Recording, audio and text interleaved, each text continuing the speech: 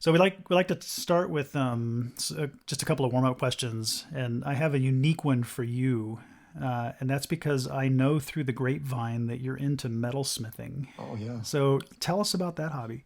Oh, this one's sort of a weird intertwined one that I've been wanting to write a book about iron for years and years, because it's just in biology, history, technology, the cosmos, iron is just really important. So I thought it'd be fun to, this is like 10 years ago, fun to just learn how to handle iron a little bit. So I took an ironworking class, and I've just loved it ever since. So I've got a little smithy in my garage, and go out there when I get really frustrated, heat up some iron and bang the hell out of it. That sounds wonderful.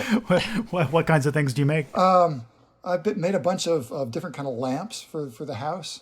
My big project right now is a big iron gate, sort of 6 feet tall, 3 feet wide, an iron gate, so using some of the old riveting sorts of techniques. It's been a lot of fun.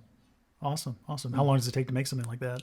Well, I'm on my second year working on that one. Whoa. I haven't had a whole lot of time lately, but no, it's a fun hobby to have. Yeah. Uh-huh.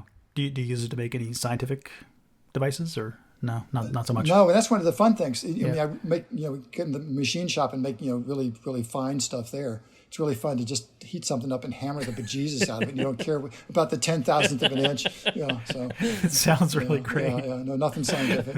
So one more warm up, Mark. If you had the chance to bring back any scientist or thinker from the past and have a beer with them, get them up to speed on what we know now that we didn't know since they passed, who would that be? What would you talk about? Oh, I mean, who could you? It has to be Darwin, right?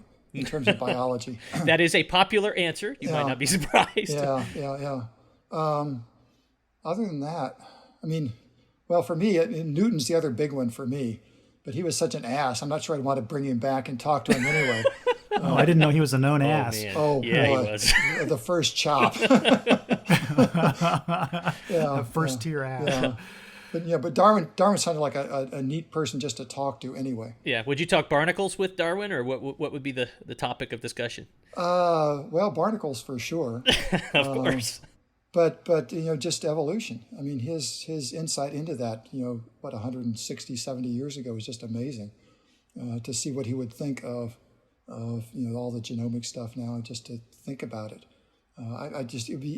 His mind must have been incredible. The way he assimilated information and put it together. I'd love to have him around to assimilate some of the stuff that's going on now. Yeah, that would be fun to talk. Do you think there would be anything that would be most surprising to him, or sort of just against his conception of how evolution worked? I don't know. I think that the content, the evolution by natural selection, that's such a straightforward, logical thing.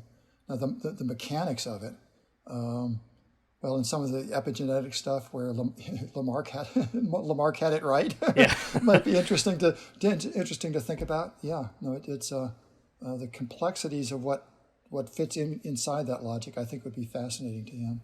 Yeah. I'm trying to imagine Darwin on Twitter.